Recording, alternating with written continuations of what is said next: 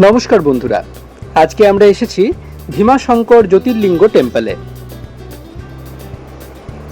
অনেকের মতে এটি মহারাষ্ট্রে অবস্থিত, কিন্তু অনেকে মনে করেন এটি আসামে অবস্থিত।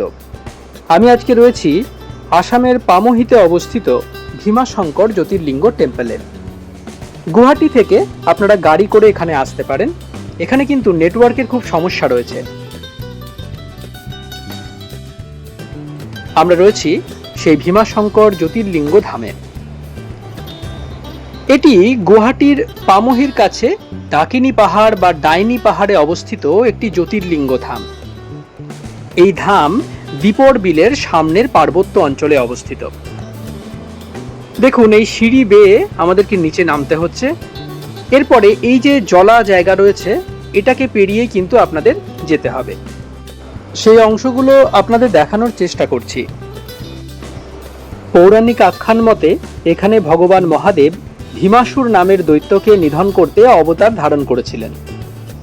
ডাকিনী পাহাড়ের অবস্থান একটি বিতর্কের বিষয়। শিবপুরাণ ও কৌটি রুদ্র সংহিতা মতে ভীমাশঙ্কর বা ভীমেশ্বর ডাকিনী পাহাড়ে অবস্থিত।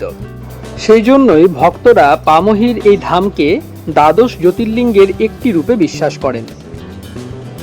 অনেকে আবার পুনা শহরের কাছের ভীমাশঙ্কর ধামকেও দ্বাদশ জ্যোতির্লিঙ্গ রূপে আরাধনা করেন। এই ধামে কিন্তু কোনো মন্দির দেখতে পাওয়া যায় না।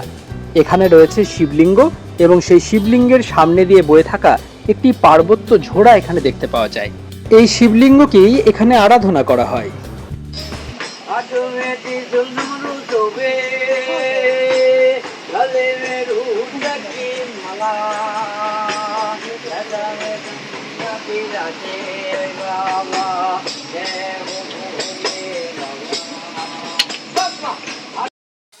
আমরা রয়েছি পামহির সেই ভীমাশঙ্কর জ্যোতির্লিঙ্গ টেম্পলে। এই স্থানের প্রাকৃতিক সৌন্দর্য অতি মোহনীয়। কি সুন্দর এই জায়গা দেখুন। এই হলো সেই স্থান যেখান দিয়ে আপনারা মূল পূজাস্থলে প্রবেশ করতে পারেন।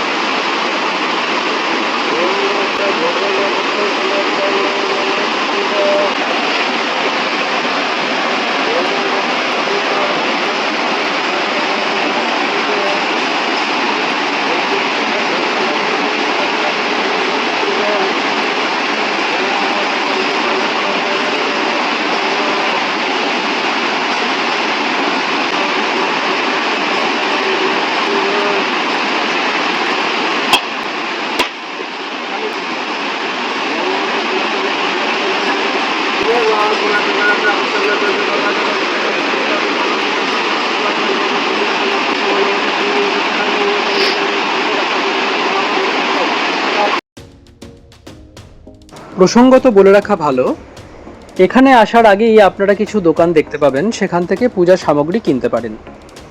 100 টাকা, 150 টাকা, 200 টাকা আপনাদের সুবিধা মতো পূজা সামগ্রী কিনে এখানে পুজো দিতে পারেন। দক্ষিণার জন্য এখানে কিন্তু কোনো জোর জবরদস্তি নেই। আপনাদের নিজেদের সুবিধা মতো এখানে দক্ষিণা দিতে পারেন। এখানে আমি প্রদীপ জ্বেলেছিলাম এবং ধূপ জ্বেলেছিলাম।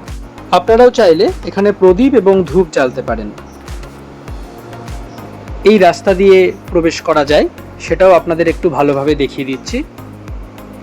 আর এই হচ্ছে তার চারপাশটা। বাঁদিকে যে জায়গা রয়েছে সেখানে আপনারা বসতে পারেন। এটি পার্ক নয়, কিন্তু খুব সুন্দরভাবে বসার ব্যবস্থা করা হয়েছে। আপনারা চাইলে অবশ্যই কিছুক্ষণ এখানে কাটিয়ে যেতে পারেন। আমার কিন্তু এখানে খুবই ভালো লেগেছে। অপূর্ব একটা স্থান এবং সম্পূর্ণ শান্তি বিরাজ করছে পুরো অঞ্চল জুড়ে। এরপরে ফিরে যাওয়ার পালা। আবারও সিঁড়ি ভেঙে আপনাদের উপরে উঠতে হবে এবং এখান থেকে বেরোতে হবে। গুয়াহাটি থেকে আমি একটি গাড়ি করে নিয়েছিলাম, তাই আমার সুবিধা হয়েছিল। আপনারাও চাইলে সেভাবেই গাড়ি করে আসতে পারেন। আজকের এই ভিডিওর মাধ্যমে পামহির যে জ্যোতির্লিঙ্গ টেম্পল রয়েছে সেটা আপনাদের দেখালাম।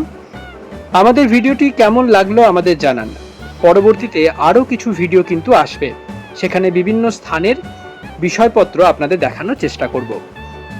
ভিডিও ভালো লাগলে আপনাদের বন্ধুবান্ধব ও পরিবার পরিজনদের মধ্যে শেয়ার করে দিন এবং সাউথ উইথ দীপাঞ্জন চ্যানেলটি অবশ্যই সাবস্ক্রাইব করুন। অনেক অনেক ধন্যবাদ। নমস্কার, ভালো থাকবেন।